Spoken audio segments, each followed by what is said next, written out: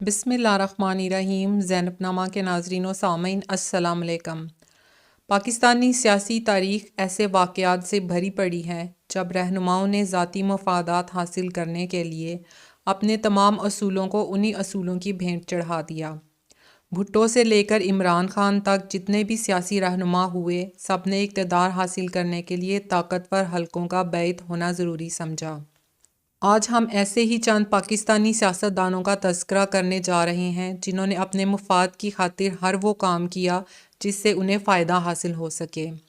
29 مئی 1988 کو جنیجو حکومت کو عامر ضیاء نے برطرف کیا تو میاں نواز شریف نے اپنے پارٹی قائد محمد خان جنیجو کی بجائے قومی اور صوبائی اسمبلی برطرف کرنے والے عامر ضیاء الحق کا ساتھ دیا۔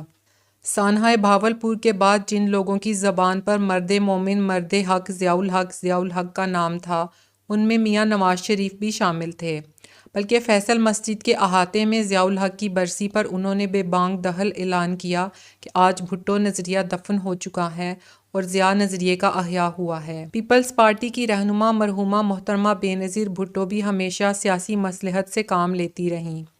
ان کی جنرل اسلم بیگ کو تمغہ جمہوریت سے نوازنے کے پیچھے یہی مصلحت تھی کہ کسی نہ کسی طرح اقتدار بچا رہے، اور ان کے شوہر آصف علی زرداری کو تو مفاہمت کا بادشاہ کہا جاتا ہے۔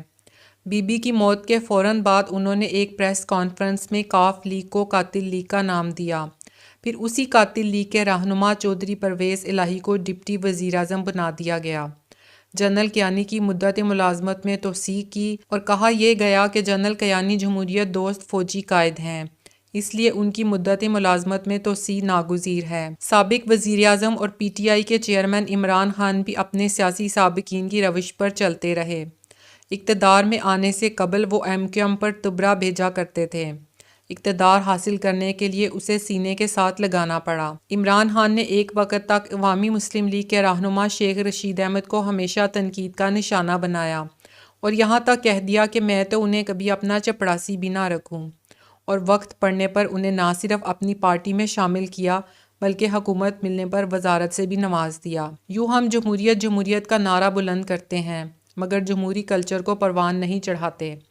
ہم ابھی جمہوریت کی صحیح طور پر تشریح ہی نہیں کر پائے۔ بظاہر ہم لبرل بھی بنتے ہیں اور اندر سے قدامت پسند بھی ہیں۔ ہم جمہوریت کے داعی بھی بنتے ہیں اور ہمیں یہ فکر بھی لگی رہتی ہے کہ کہیں سیاسی بڑے ہم سے ناراض ہی نہ ہو جائیں۔ اگر آپ کو زینب نامہ کی ویڈیوز پسند آ رہی ہیں تو چینل کو سبسکرائب ضرور کریں۔ شکریہ۔